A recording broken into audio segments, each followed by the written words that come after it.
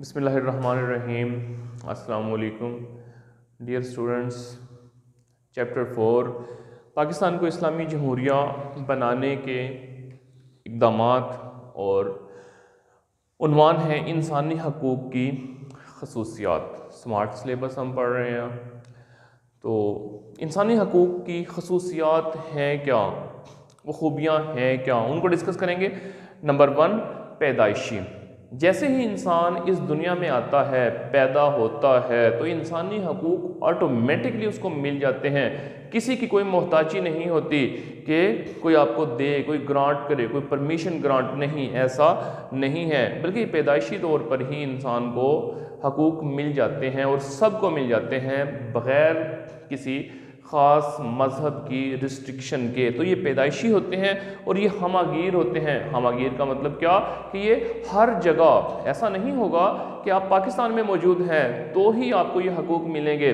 آپ پاکستان سے نکل جائیں، آپ ہندوستان میں چلے جائیں، آپ دنیا کے کسی اور خطے میں چلے جائیں، نہیں، یہ انٹرنیشنلی کیا آپ دنیا کے کسی خطے کہیں پہ چلے جائیں روئے زمین پر، یہ ایکسیپٹیبل ہوتے ہیں، ہمہ گیر ہوتے ہیں اور یہ جامع نوعیت کے ہوا کرتے ہیں۔ دستوری تحفظ، انسانی بنیادی حقوق جو ہیں ان کو پروٹیکٹ کون کرتا ہے؟ ان کو دستور پروٹیکٹ کرتا ہے۔ جان لیں انسانی حقوق تو حقیقت میں حضور علیہ السلام نے ہمیں عطا کیے تھے۔ نہ صرف انسانی حقوق آقا علیہ السلام نے ہمیں عطا کیے تھے، بلکہ انہوں نے تو دیگر جانداروں کے اور حیوانوں کے حقوق بھی بیان کیے تھے، لیکن اس دنیا کے اندر جو ہے سب سے پہلے انسانی حقوق کا، جو انسانی بنیادی حقوق کا جو چیپٹر شامل کیا گیا تھا وہ فرانس نے شامل کیا تھا اپنے کانسٹیٹیوشن کے اندر، اور اس کے بعد دیکھا دیکھی دنیا کے دیگر ممالک نے بھی وہ انسانی حقوق کا جو لسٹ تھی اس کا ایک باب بنایا اور اپنے دساتیر میں، آئین میں، کانسٹیٹیوشن میں ان کو شامل کرنا شروع کر دیا۔ پاکستان کا جو پہلا آئین بنا تھا 1956 میں، اس میں بھی انسانی بنیادی حقوق کا تذکرہ موجود تھا، لیکن دوسرے 62 میں بننے والے آئین میں اس کو حذف کر دیا گیا۔ لوگوں نے احتجاج کیا تو امینڈمنٹ کر کے اس کو پھر سے شامل کر دیا گیا۔ 1973 کے آئین میں بھی انسانی بنیادی حقوق موجود ہیں۔ تو میں آپ کو بتا رہا تھا یہ پیدائشی ہوتے ہیں، یہ ہمہ گیر ہوتے ہیں، یہ جامع ہوتے ہیں اور ہر جگہ یہ ایکسیپٹیبل ہوا کرتے ہیں اور ہر ملک کا دستور ان کی حفاظت کرتا ہے، اور یہ دیرپا ہوتے ہیں۔ دیرپا سے مراد کیا کہ حکومت ان کو غصب نہیں کر سکتی، حکومت ان کو چھین نہیں سکتی۔ یہ جب تک انسان زندہ رہتا ہے یہ موجود رہتے ہیں، اس کی زندگی کے ساتھ ہی ختم ہو جاتے ہیں۔ برتر حیثیت کے حوالے سے میں آپ کو بتاؤں کہ برتر حیثیت کیا کہ یہ جو قانونی حقوق ہیں ان سے بھی بڑھ کر ہے۔ بے شک قانون ان کو پروٹیکٹ کرتا ہے، لیکن یہ جو ہے ٹاپ پرائرٹی پہ سمجھے جاتے ہیں انسانی بنیادی حقوق، کیونکہ یہ سوسائٹی جو انسانوں کی سوسائٹی ہے، انسانوں کے لیے بنائی گئی ہے اور انہی کو فیسیلیٹیٹ کرنے کے لیے یہ سارے قوانین بنائے گئے ہیں۔ تو سمپل سا تھا۔ چیپٹر نمبر 4 کا ہمارا آخری ٹاپک ہے خطبہ حجۃ الوداع۔ تو بینگ اے مسلم پہلے بھی ان چیزوں سے ہم واقف ہیں، تو مزید اس سے تھوڑا سا گو تھرو ہو جاتے ہیں۔ تو آقا علیہ السلام نے حج کا ارادہ فرمایا، تو نہ صرف یہ کہ جو آپ کے قرب و جوار میں لوگ موجود تھے ان تک، بلکہ جہاں جہاں تک ممکن تھا سرکار دو عالم نے پیغام پہنچایا، اور ایک بہت بڑی تعداد نے آقا علیہ السلام کے ساتھ حج پرفارم کیا۔ کم و بیش 1,40,000 لوگ جو تھے وہ حج میں موجود تھے۔ اس خطبے میں بہت ساری چیزیں جو ہیں ہمارے سلیبس میں سکپ کر دی گئی ہیں، ہم وہی چیزیں پڑھیں گے جو ہمارے سلیبس کا حصہ ہیں۔ آقا علیہ السلام نے خطبہ دینے سے پہلے اللہ تعالیٰ کی حمد و ثنا بیان کی، اور ایک بہت راز کی بات ہے کہ جب بھی اللہ پاک سے آپ نے کچھ منوانا ہو تو سب سے پہلے اس کی حمد و ثنا بیان کریں، درود پڑھیں، حمد و ثنا بیان کریں اور پھر اس سے کچھ مانگیں۔ تو آپ علیہ السلام نے اللہ تعالیٰ کی حمد و ثنا بیان کی، اور آپ علیہ السلام نے فرمایا کہ اے لوگو، مفہوم عرض کر رہا ہوں کہ اے لوگوں، مجھے نہیں پتا کہ میں اگلے سال تمہارے درمیان موجود ہوں گا یا نہیں موجود ہوں گا۔ تو میرا یہ ماننا ہے، میرا یہ ایمان ہے کہ آقا علیہ السلام کو پتہ تھا، تبھی یہ فرما رہے تھے کہ میں اگلے سال موجود نہیں ہوں گا، کیونکہ سرکار دو عالم نے اپنا مشن، جو وہ مشن لے کر آئے تھے، اس کو کمپلیٹ کر دیا تھا اور اب واپسی کی تیاری تھی۔ اللہ پاک نے حضور علیہ السلام سے کچھ نہیں چھپایا تھا، چھپاتے بھی کیسے اور چھپاتے بھی کیوں؟ کیونکہ حضور علیہ السلام، میرے درس کا بنیادی نقطہ یہی ہے کہ آقا علیہ السلام وجہ تخلیق کائنات ہیں۔ اگر حضور نہ ہوتے تو ڈیئر اسٹوڈنٹس کچھ بھی نہ ہوتا۔ تو آپ سے کچھ چھپا ہوا نہیں تھا، پردے اٹھے ہوئے تھے۔ تو آپ علیہ السلام نے فرمایا کہ مجھے نہیں پتہ کہ میں اگلے سال موجود ہوں گا یا نہیں موجود ہوں گا، اور اس کے بعد خطبہ سٹارٹ کر دیا۔ اس خطبے کے جو چیدہ نکات ہیں وہ ہم ون بائی ون ڈسکس کرتے ہیں۔ نمبر 1، اولاد آدم۔ آلریڈی ہمیں پتہ ہے کہ ہم آدم علیہ السلام کی اولاد میں سے ہیں۔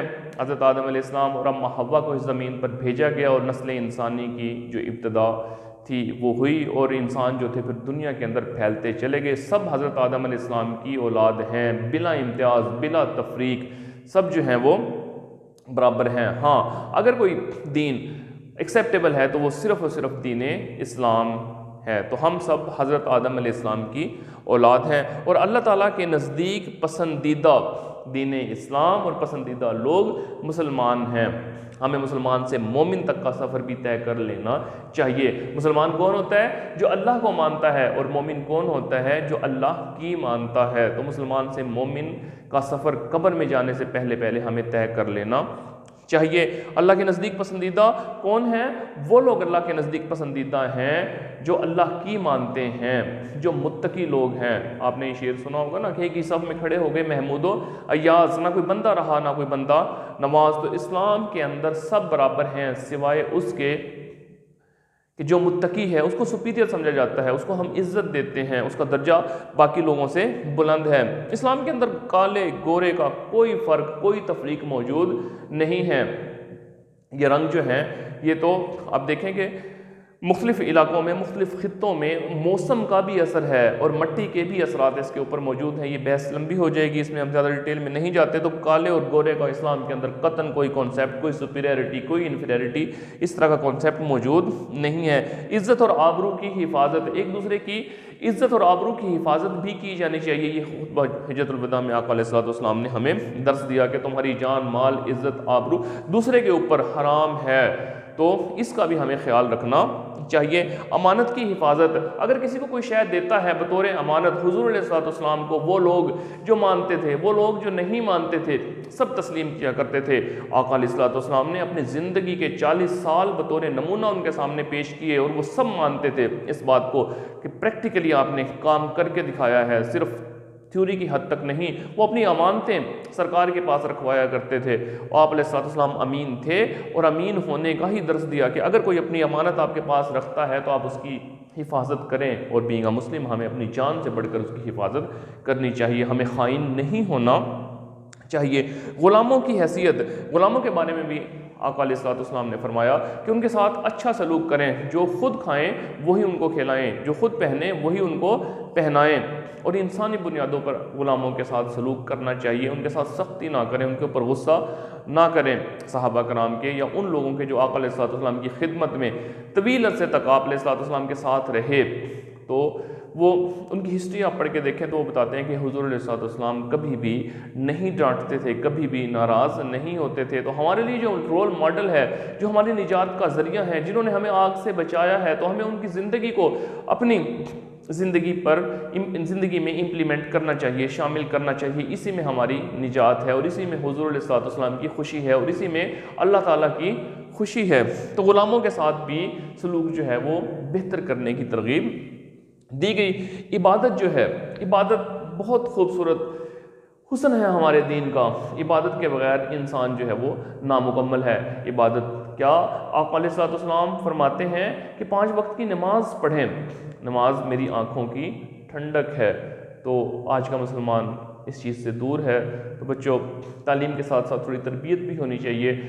ہمیں جو ہے اپنا وقت اللہ تعالیٰ نے عطا کیا ہے نا ہمیں، یہ زندگی بھی اور یہ وقت بھی، تو اس میں سے تھوڑا سا وقت نکال کے پرسکون نماز ادا کرنی چاہیے۔ نماز پڑھیں، روزے رکھیں، زکوٰۃ دیں، اللہ تعالیٰ کے گھر کا حج کریں، اگر آپ صاحب استطاعت ہیں تو عبادات یہ بھی ہمیں پرفارم کرنی چاہیے۔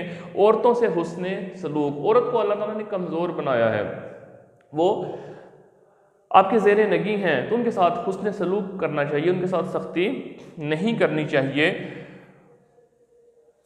قرض کی ادائیگی، اگر آپ کسی سے کوئی قرض لے لیتے ہیں تو لے کر کے واپس بھی کرنا ہوتا ہے۔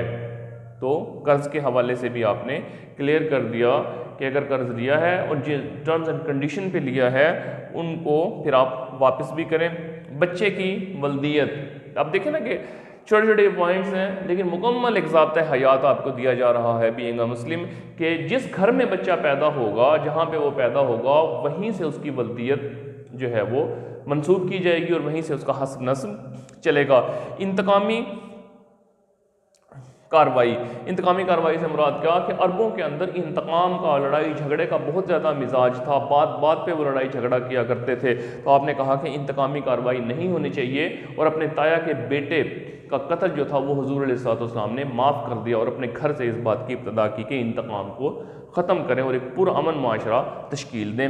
اس کے بعد حسب نسب، لوگوں کے اندر یہ بہت زیادہ چیز ہوتی ہے کہ وہ اپنا حسب نسب، اپنی ذات پات کو تبدیل کر لیتے ہیں۔ ایسے لوگوں پر اللہ تعالیٰ کی لعنت ہے، حسب نسب کو تبدیل نہیں کرنا چاہیے۔ لین دین کے معاملات جو ہیں وہ انسان کے کلیئر ہونے چاہیے، اس کے اندر کوئی ایمبیگوٹی، کوئی ابہام نہیں ہونا چاہیے۔ عورتوں کے حقوق کے معاملے میں یہ دونوں چیزیں، یہی نہیں ہے کہ صرف عورتوں کے حقوق ہی حقوق ہیں، ان کے اوپر بھی فرائض لازم ہوتے ہیں، ان کو بھی اپنے فرائض پورے کرنے چاہیے۔ دنیا کی محبت ہمارے اندر بہت زیادہ موجود ہے، دنیا کی محبت۔ یہ کتنی زندگی ہے، 60 سال 70 سال 80 سال، لیکن پلٹ کے ہم نے اللہ تعالیٰ کے پاس واپس جانا ہے، تو پھر کیا جواب دیں گے کہ جو وقت ملا تھا، جو عمر ملی تھی، جو جسم کے اندر طاقت موجود تھی، اس طاقت کو ہم نے کن کاموں پر صرف کیا؟ صرف اور صرف دولت کمانے پر۔ دولت کمانا بری چیز نہیں ہے، اگر دولت کمانا برا ہوتا تو کبھی بھی زکوٰۃ کا نظام نہ آتا، تو کبھی بھی آپ دیکھیں نا کہ عشرہ مبشرہ میں سے ایک نام ہے عبد الرحمن بن عوف کا، بے شمار دولت ان کے پاس موجود تھی۔ آپ دیکھ لیں دولت وہ جمع نہیں کرتے تھے، اس کے باوجود بھی ان کے پردہ فرما جانے کے بعد اتنا سونا موجود تھا کہ مدینہ کے لکڑہاروں کے ہاتھوں میں اس سونے کو ڈلوں کی شکل میں موجود تھا، توڑتے ہوئے لکڑہاروں کے ہاتھوں میں چھالے پڑ گئے تھے، لیکن اس مال کی زکوٰۃ دیا کرتے تھے، اور اس مال کا تو حساب ہی نہیں جو عبد الرحمن بن عوف نے آقا علیہ السلام کے قدموں پر قربان کر دیا تھا۔ تو دنیا کی محبت میں گرفتار نہ ہو جانا، دنیا اتنی ہی کماؤ جس سے کہ آپ کا سروائیول ہو سکتا ہو۔ اس کے بعد گمراہ نہ ہو جانا، آپ نے کیا تعلیم دی کہ میرے پردہ فرما جانے کے بعد، میرے چلے جانے کے بعد گمراہی میں نہ پڑ جانا، قرآن اور میری سنت کو، میرے طریق کو، اس کو فالو کرنا، اسی میں تمہارے لیے نجات موجود ہے۔ یہ تھا آقا علیہ السلام کا خطبہ حجۃ الوداع، جو کہ ہمارے لیے ایک بہت ہی آئیڈیل، اس سے آئیڈیل ہو کیا سکتا ہے، کیونکہ میرا یہ ماننا ہے، میرا یہ کہنا ہے کہ آقا علیہ السلام سے بڑھ کر اس کائنات میں معلم کوئی نہیں ہے، حضور علیہ السلام سے بڑا استاد کوئی نہیں ہے، اور کوئی بھی جو نبی ہوا کرتا ہے وہ کسی دنیاوی استاد سے تعلیم حاصل نہیں کرتا۔ تو جو کچھ آپ کی پریچ ہے، جو کچھ آپ نے ہمیں سمرائز کر کے خطبہ حجۃ الوداع کی شکل میں دیا، وہ سب کچھ رب سے لے کر کے دیا تھا۔ تو ضرورت اس امر کی ہے کہ ان چیزوں کو ہم اپنی پریکٹیکل لائف میں امپلیمنٹ کریں، اور اسی میں ہماری نجات ہے۔ آج کا لیکچر اختتام پذیر ہوا۔ اللہ حافظ۔